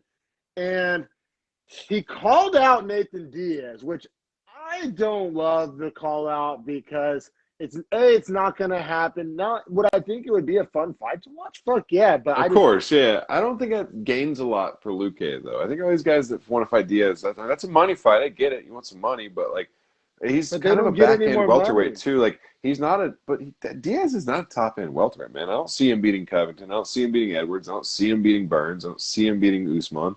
I don't see where he fits in outside or inside the top 5. Yeah, which is maybe why he called obviously isn't going to beat Masvidal. That didn't go great. Yeah, good point. Very good point. Which is maybe why he called him out. Maybe he thought it's a more winnable fight than calling out a top 5 or top 6. But so he called out Nathan Diaz. I have 3 through 6 written down of the welterweights. You want to hear it? Yeah. All right. So we got 3 Leon Edwards, 4 Masvidal, 5 Wonder Boy, 6 Chiesa. I mean, for Luque, if I'm Luque, I might try to fight Chiesa or Wonder Boy, honestly. I don't hate either of those approaches. Me neither. But how different are both of those fights? Because, I mean, Luque kind of fancies himself a striker. Obviously, Wonder Boy's known for his striking. Chiesa's known pretty much exclusively for grappling. So, I mean, the whichever one, it makes a big difference whichever one he gets paired with. I think the more beneficial fight for Luque would be Wonder Boy if he could win it. But I think the harder fight to win is also Wonder Boy. So, kind of a risk-reward there. I agree. I also think the one most likely to get scheduled is the Chiesa fight because, Chiesa's a company man, and he'll fight whoever they tell him to fight. And Luque still, even after this, isn't the biggest name. Now, did his name grow off this? Yes, but still, not moving the needle, I don't think. And I think Wonder Boy, and probably rightfully so, maybe you could argue, I think has his eyes on something higher up. Like, you know what I'm saying? I don't think I agree Wonder Boy wants to be punching down. But I do think it would be a good fight. And striker on striker, I think it would be fireworks. I think it would be a really fun fight. I'd love to see Leon Edwards and Wonder Boy. Yeah, yeah, me too. Me too. That would be sick for sure. So yeah, I think Kies is the fight to make just because it can be made, and you get to test Luke against a high level grappler, which is always important before you start trying to give guys title fights and shit like that. Testing him against a top six grappler. I think that'd be a good fight. You could do it a fight night main event. Give Luke his first main event, build the name. It'd be Kies' second main event, I think. So. Yeah, that's right. Because he had a I Kevin think Lee main event. I think it, and then yeah, you're right, you're right. So I think it works. I think it works. But all right, we can now. I mean, without further ado, I don't know why we should have got here sooner, but it's time for the heavyweight championship of the world, man. Rematch between Stipe Miocic, essentially the GOAT heavyweight up until this point, and Ngannou, pretty much the freakiest heavyweight that we've seen, and one of the. I mean, a man with a story that Hollywood couldn't write because we as an audience wouldn't believe that it was true. Yeah, and then I mean, this fight was so tough because you didn't want to see either guy lose. Like, I mean, this was a I heavyweight. wanted to see Stipe get his head blown off of his shoulders. I wanted to see Stipe get decapitated. I was so ready to see Francis put this guy's lights out, hopefully forever, as far as fighting. I'm done with Stipe. Oh my God! Wow, from the top rope, Harrison. That's how you feel. I didn't feel that way, man. I got respect for Stipe. I don't know. No, I have respect for him, but he's 38, 37, whatever he is, 39, one of those three, and he's getting on. And I mean, like, he's holding up the division, honestly, too, man, because he takes 9 months between every fight. It's like, bro, I gotta see an active champion. I feel you. I knew that if Ngannou were to win this fight, it's the more fun of the two outcomes. It just is, right? 100%. You know what I'm saying? But then I don't know, but there's always the backup storyline. If Stipe won, I mean, talking about real GOAT legacies and beating it, and then beating Ngannou twice. I mean, you know what I'm saying? That's pretty much solidifies his position as like the greatest heavyweight of all time. No questions asked. Probably for the next 10 or 15 years. Exactly. So there was a lot on the line here. I mean, there always is when there's a belt on the line, and there always is when there's a heavyweight belt on the line. But so take all that and then sprinkle on a little bit extra because I don't know. Last night had something extra. Well, yeah, I mean, just like we were talking about, like the fact that Stipe is regarded as the greatest heavyweight of all time, and Ngannou's getting his rematch, and then like just Ngannou's story as a whole. Like, yeah, I mean, it's really some movie style shit. That's another thing. Before the last fight, we didn't know Ngannou's story. Ngannou went on Joe Rogan like a few months ago, very recently, so that's all fresh in our minds. And I got to be real, it made me way more hyped this time around. And I feel like Ngannou had more people cheering for him this time around. I feel like last time, I was all in. Everybody was. Oh yeah. But I'm saying like the public perception. I bet he had a lot more of the public fans this time around than last time around. Oh yeah, the first fight I cheered for Stipe and was super happy when he beat Ngannou because I didn't want to see Stipe get dethroned by him because I didn't think Ngannou had like the full skill set, which he didn't. And this time, I think Ngannou is the reigning king. So I wanted to see him fucking blow Stipe's heads into the clouds and retire him. Chael Sonnen said it, I think, best. He said, Francis Ngannou was the most unrefined heavyweight challenger that I've ever seen. But I can't say that he's the most unrefined champion I've ever seen because the fighter he saw last night was no longer unrefined. So I thought that was a great way to put it. I thought that was a beautiful way to sum it up. But yeah, and then also the big storyline coming into this fight was that Miocic was the betting underdog at plus 115, Ngannou at minus 135, and Ngannou was essentially 30 pounds heavier than Stipe. And looked way better just eye test wise than his previous fight against Stipe. He was way more shredded. Yeah, he was way more shredded. And all right, so man, let's dive into this first round, man. This first round had me off my feet yelling. Let me ask you this: do you think it was disrespectful that Vegas put Ngannou at minus 135? No. Okay, I was just wondering because I mean I think he should have been the favorite too. It's just hard to say that like he's fighting what everyone considers the greatest heavyweight of all time. It's like he's really gonna be the underdog, but Brady was the underdog in the Super Bowl, so I get it. Yeah, yeah, exactly, and especially how it went down. You know what I'm saying? If it didn't go down how it went down, but now, I mean, it solidifies that as just making all the sense in the world. But even going into it, it made sense to me because, and people love betting on power punches. Like just the public, Oh the drunk yeah, guy at the it's bar fun to loves watch. betting on the power punches. So it's going to tilt the line that way anyway.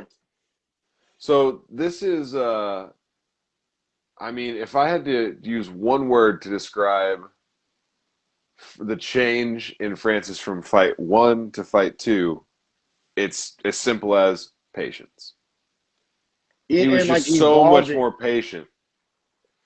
I mean, he waited for his strikes. He was calculated. He didn't throw in like these crazy combos that like gassed him out, and then he would eat counter shots at the end of these long combos in the first fight. Like he didn't do any of that. He just kept his heels essentially in the center of the ring and made Stipe circle the outside, and I mean just pressed him and was the longer guy, was more threatening.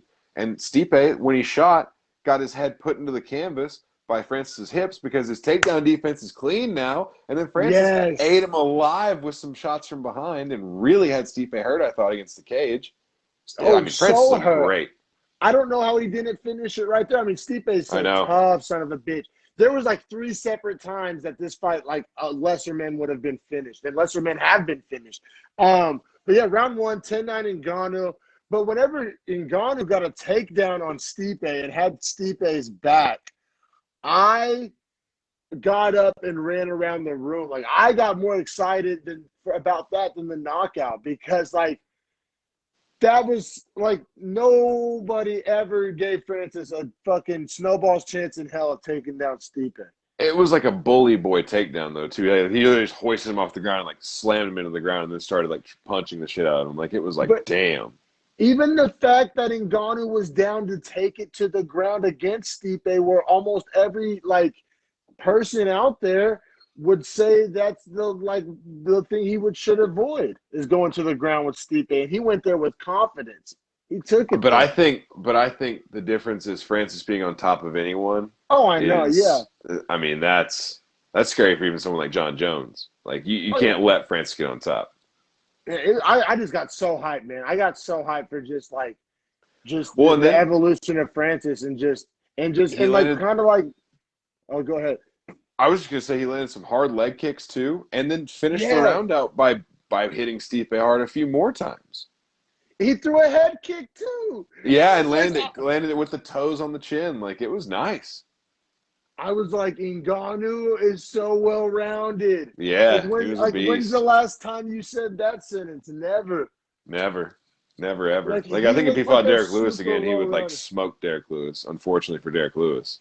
This guy is a whole different guy. Like I feel like Yeah, Francis Ngannou is 1-0. Champ this is Champ Ngannou. Ngannou. Champ Ngannou. Champ Ngannou. Yeah, yeah, honestly. And like It's a Kamaru different Usman guy. was in his corner. We didn't even note that yet. Kamaru Usman was one of his cornermen, which was sick.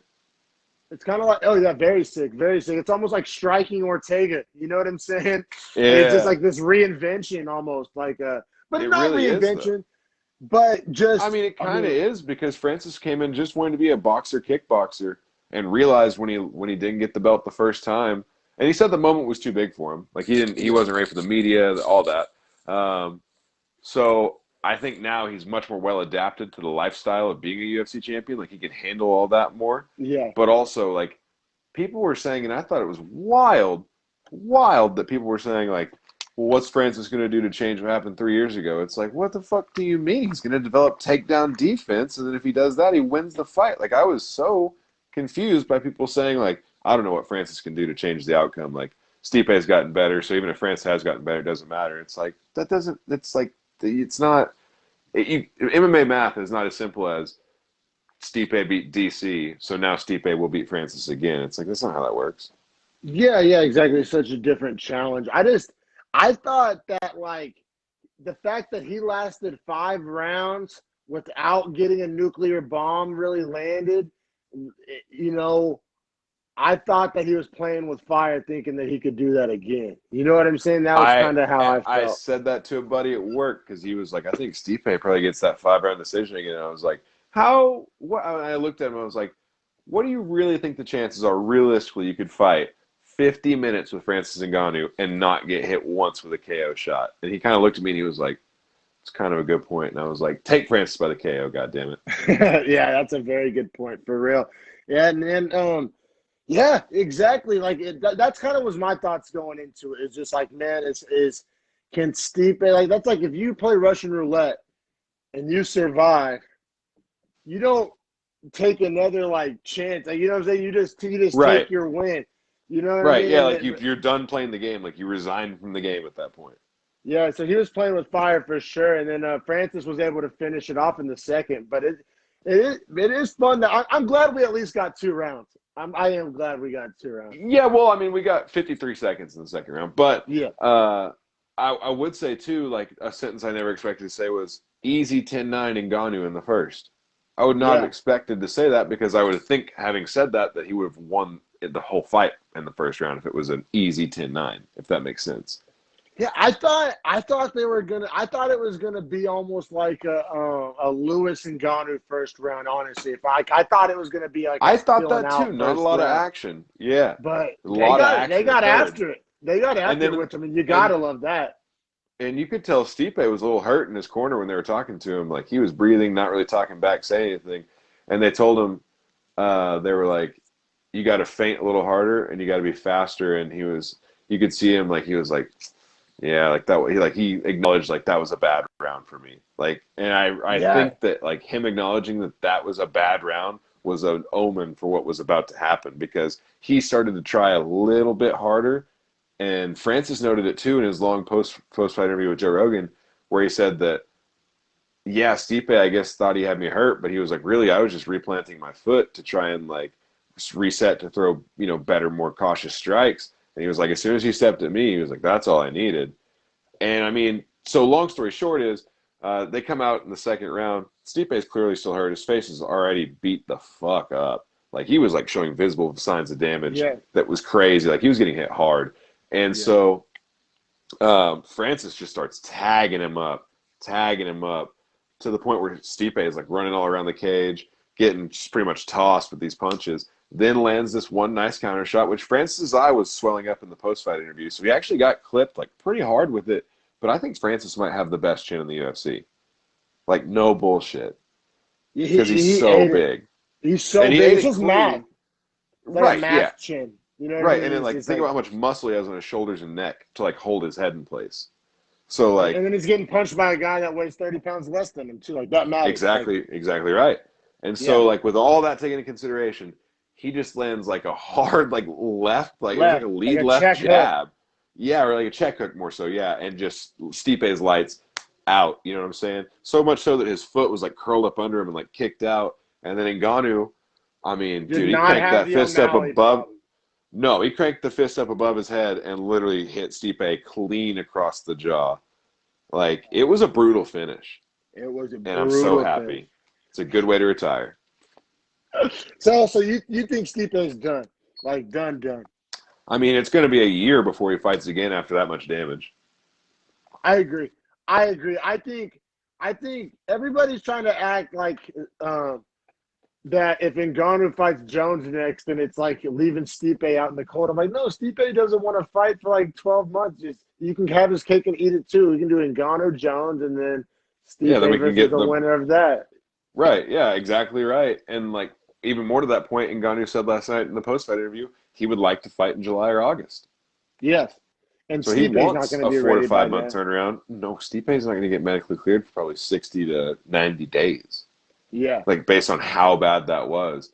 So you think about that, and he's going to want a 10-week camp, which is going to be 70 days. Like that's outside the realm of possibility for him to fight in August. He's probably not fighting until September, at late September, October, probably.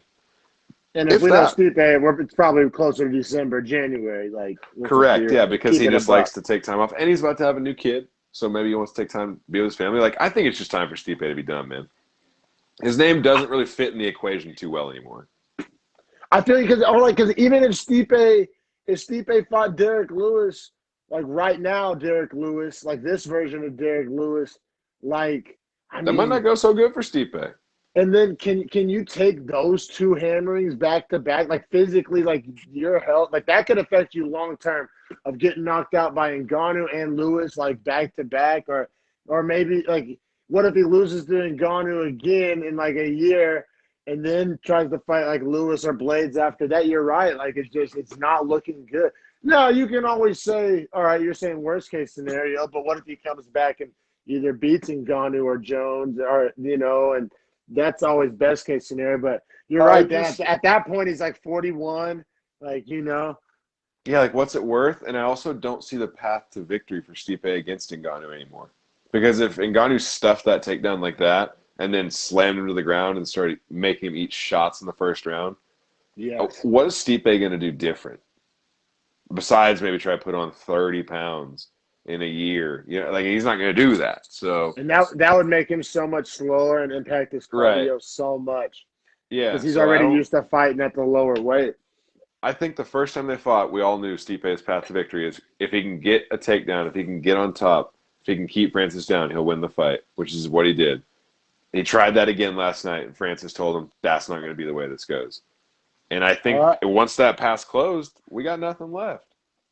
Yeah, 100%. Yeah, and then, of course, Ngannou got the well-deserved performance of the night bonus for that. Yeah, no debate there on that one. Now, I got to ask, let's spend a few minutes talking about how you see Ngannou Jones going down, or how excited you are for that, how you feel about that. I think it's a better fight than Izzy Jones, to be quite honest with you, because it's more natural for Jones to be up at near 245, 250 than it would be for Izzy to be at 205 and Jones to be at 205, if that makes sense. This is a more natural meeting place for two guys that I essentially think, like, I'm not saying Francis has the most elite skill set, but what his skill set is and the maximums of like his power and striking kind of puts him in a different level. It's kind of the Deontay Wilder thing. Like when you have that touch of death, it's hard to put you in not the category of like maybe the best, because you can just put anyone out. Well, and then we can essentially say that Jon Jones has never felt anything like Ngannou's power. Like that's probably safe to say. I think so. I mean, I want to say that. DC says that. But he's also, I mean, he got in wars with like DC. He got in wars with Gustafsson. Like Jones has a chin for days, but I don't know if. Here's my point. But can Gustafsson hit as hard as Ngannou? I don't think nobody can hit as hard as Ngannou. That's the point. Is like it does. But my point is like it doesn't matter if you have chin or don't have chin, because if you're fighting Ngannou, like Stipe has a great chin, but you still get put to sleep because his power is just the next level. So it's hard for me to say that even though I think Jon Jones is the more technical, more elite, best fighter of all time, it's hard to say that Ngannou can't knock him out. Well, as a resident wrestling expert, let me ask you this. Do you think Ngannou stuffs a Jones takedown, as easily or, as effectively as he was able to stuff a Miocic takedown last night? No way. Jon Jones has, like, the best MMA wrestling on earth. Like, he's gotten takedowns against DC, Gustafsson, like, guys like that. Like, no one can do that. So that's the path to victory for Jon Jones. 100%. Yeah. But it's also like he has really dangerous elbows. He's longer, like super long. He has dangerous knees. He's maybe as explosive without being as powerful.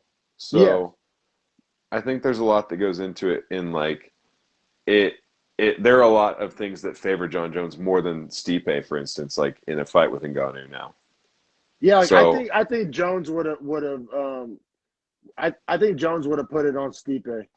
Yes, I agree. Now, I would love to see the odds when they come out for Jones and Ngannou. I'm very interested in that. Very interested. Me too. Do you think I think slight favorite to Jones. I think slight favorite to Jones, like minus 120. Yeah, you're right. And they'll probably just let the people bet it up or down however they want to. You're right. Yeah, I don't know how I'd feel about that. I don't know how I'd feel like that. Like maybe put some money on Jones, and then put a little small bet on Ngannou by knockout the head, dude. Like, just, Yeah, exactly right. Because you know if what he I'm wins, it's saying? gonna be by KO. And man, Exactly. if he put John Jones lights out, think about the swarm of haters that would come out. I mean, like Jones haters. Jones haters, just oh god, they'd be pouring it because the man hasn't lost. Like, think about how many haters have been waiting for Cormier and years. Chael would just like both jerk off onto a bagel and eat it Oh, together live on ESPN. Oh yeah, Cormier's gonna he would sacrifice his firstborn for that. Dude's ridiculous. They both were just like they were already hating last night. Exactly. Yeah. Like already they were Did you see? Like Dana White was being a hater. Did you see? Oh, he was. Did you see? Joe Rogan was like, hey, DC, how do you feel about that? Like he was like smiling, like instigating like a motherfucker. I was dead. I thought that was so funny. Man, I love Joe Anik and DC, man. That's the combo. Those three, man. Yeah, did you see? I like Felder in there too, though.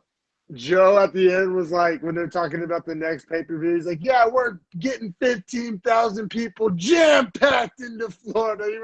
He was like trolling with it. He was like, I can't believe we're doing this, but we are. Like, it was so hilarious. And like, Anik's eyes were like this big. Like, Anik was like, hey, Joe, don't kill the brand. And Joe's like, I am the brand. It was fire. It really was. It was so funny, man. But man, like I said, started off the night salty. I had to pay $70. Ended the night not salty. I had to pay $70. I guess that's really all you can ask for, right? Like, it was so fun. Yeah. Such an important moment in like heavyweight history. A star is definitely born. Like, Ngannou is super marketable, especially now that his story's out. I mean, just America's always been, entranced by the big power puncher, you know what I mean? Like, they're already trying to cut the like Mike Tyson promos, like that that narrative's already being like built. And I mean, like, it's one of those things. I mean, the Jones, it's really easy to say the Jones fight's the make or break, because I mean, if he beats John Jones, then I mean, he's probably going to hold on to that belt for quite some time. But then, I mean, if Jones comes along and beats him in his first title defense, Ngannou will be looked at as like one of the worst heavyweight champions of all time. I don't know if he'll get looked at as the worst, though, because like Jones is considered the best of all time at that point. Like, regardless of weight, like he would be considered the pound for pound greatest. Yeah, but I mean, there's no title defenses at all. I don't know. But like, that's not going to age well. Well, but like, here's the thing. Age well. But like, John Jones wouldn't have a heavyweight title defense to that point. He would just have won the belt. So what if he defends it or tries to defend against Francis, and Francis beats him and regains it from Jones? Then we're cooking with gas. Then it's back on. Yeah, like, I mean, I think they could have a trilogy, these guys, if it's close enough. We'll see. I mean, and like the fight styles, like we're talking about, are so massively different. So like enormously important that it's hard to predict how it goes. That's why I think the odds are just going to be so close, because Vegas won't want to put too much money either way. I feel you, man. But that was a fun one, man. That was episode 41, Beefy Boys Breakdown. You can please go subscribe on YouTube if you like video podcasts, or if you're an audio podcast person. You can find us Apple Podcasts, Spotify, wherever you find your audio podcast. We were recently voted by a blog like the 35th best or the 30th best UFC podcast. So that was dope. Yeah, that was cool to read about. I was hyped. Yeah. Anakin Florian was like number 28. I was like, oh shit. So, that's dope. We're close. Fuck yeah. So keep supporting. I appreciate everybody. Officially sold my last Beefy Boys shirt. So thanks for everybody that nice. bought I only have one left. It's a small. So nice. Yeah, man. All right. Well, thanks everybody. Enjoy. Have a good one, brother. I appreciate your time. Yeah, man. Always. Jeff will talk dumb. Harrison _Madden. Catch y'all later. Yes, sir.